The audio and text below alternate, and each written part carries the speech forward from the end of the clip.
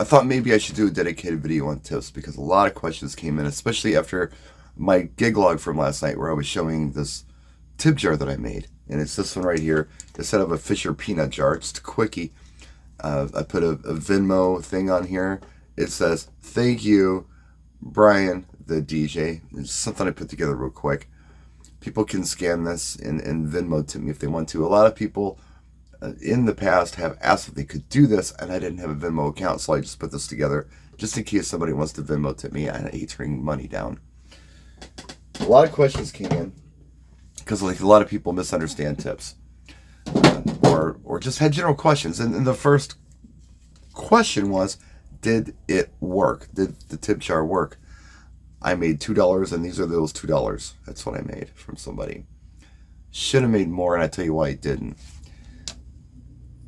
We expected a lot of people last night, and we got a lot of people, but it turns out most of them were interns, and they had some supervisors there who were running a bar tab.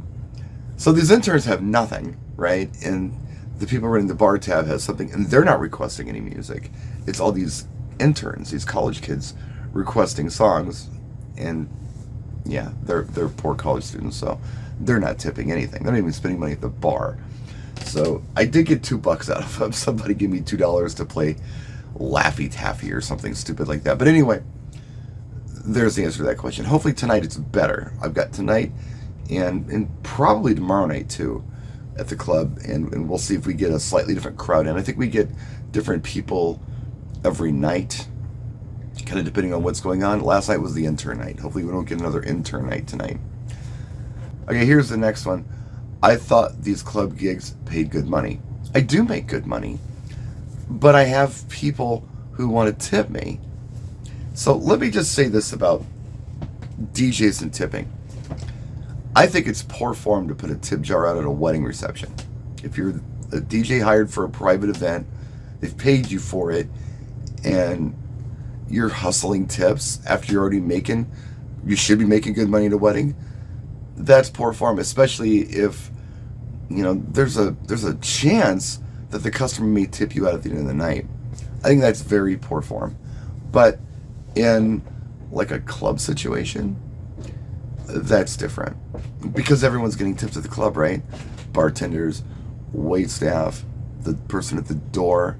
We've got several different people doing several different things at the club that I work at, and they all get tips. So the DJ gets tipped out too. I make more money than probably the average DJ does at a club because I'm making the club money. Objectives are very different at clubs and bars than they are at weddings. And I'll give you an example, just a little taste. So if it was towards the end of the night and I had a packed dance floor at a wedding where everybody was on the dance floor, that would be a win, 100% win, because I'm working for the client. The client's paying for an experience, and if that experience is show everybody a good time, play some dance music, I achieved that goal. I'm doing well. However, at the club last night, I had a packed dance floor right at the end of the night, and no one was at the bar. Is that good? Well, the bar's not making any money.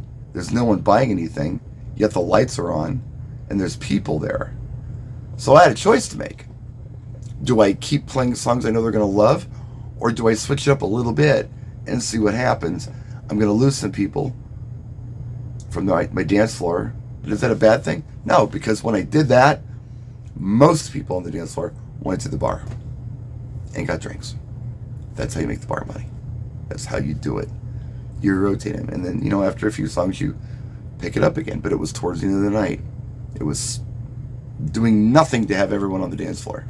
Nothing at all for the bar. Not for the bar, not for the bartenders, or the establishment itself. So that's how the objectives are different. And those are the kind of things I'm thinking about when I'm doing what I do, which is why I make what I make. But people still want to tip me, so I'll take it, right? And it's usually not a lot. Most of the time, on any given night, I'm getting enough in tips where,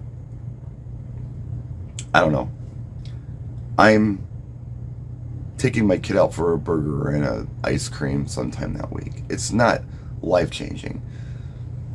Now, there was another comment before I go any further here where somebody was saying, wow, wages must be really bad, in the USA to have to rely on tips. If you're from somewhere else, you're totally not going to get this. But the US has a tip culture. And on one hand, it's not good that your everyday average server or wait staff or whatever is not making tons of money. That kind of stinks. But on the flip side of things, there's benefits to this if you're working in the right establishment. I know bartenders who are making several hundred to over 1,000 a night off tips. Maybe they're not making a lot of dough, but they're making a lot of tip money. And if all of a sudden the wages went to a certain place and tips went away, they would make that kind of money. There's no way they would make that kind of money. So if you're working in the right establishment, you could do really well on tips. But the thing about it, like, I've traveled around the world, right? And what I can tell you is that no place has customer service like the USA. No place. If you ask for something, your wait staff's going to bring it to you. They're going to make sure your food's right. They're going to make sure everything is right. And it's not always because they're just hustling for tips. Sometimes it is, but you do generally get much better customer service. If I'm in England, for example, I've found that England has the absolute worst customer service I've ever seen on the planet. No matter where I've gone, they are the absolute worst. And if you ask for something like, I don't know, mustard on your chicken sandwich, they'll look at you and go, sorry. It's like, well, don't be sorry, just put mustard on my sandwich. Sorry.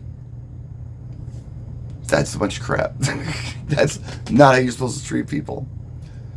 So I think we're generally better with our customer service in the U.S. If you pulled that crap in the U.S., you wouldn't have a job for very long. Somebody else could come in and take that job, be nice, and make money. So, yeah, my wages are good at the club. But why turn down cash if they're throwing it at you? I'll also say this. You know what? If I'm at a wedding, sometimes somebody will try to give me money for a tip, and I'll say, oh, no, please, I'm good. And they'll just like take a 10 or a 20 and just set it down on my table and say, no, that's yours. And I'll put it in my pocket. But I don't put a tip jar out. I don't hustle for them. I'm also not hustling for tips at the club. If somebody asks for a song, I'm not like, I don't know if I have that song or not. I've seen DJs do it. I'm just not that dude. I just want to be there and visible. So I should probably tip this guy too. I've tipped everybody else here, and I'm asking for a lot. Let me put a couple bucks in there, and if I don't have a couple bucks, Venmo. Tipping's weird in the U.S. too. I mean, when you go to Starbucks or Subway sandwich place or really anywhere you go, there's actually a screen when you use a debit card that says tip, and it gives you an option: $1, $2, $3, $5, none. You can't just skip the screen. You got to hit a button, and most people kind of get bullied into hitting a button. Now, when you pay for a coffee at Starbucks, you're paying for it before you get it, and that's very backwards. Whether you leave a tip or not has nothing to do with how good your coffee is going to be. If you paid at the end, if they made your coffee, handed to you, and it was delicious, then you paid for it. Then you would tip big if it was really good. But why are you tipping before you even get the service? It doesn't make any sense. I don't understand that. But it's acceptable now. This is a pretty new thing that I've seen on ATM screens. Probably, I don't know, since 2023. It's a relatively new thing. So, personally, I like to use cash when I go to places like Starbucks.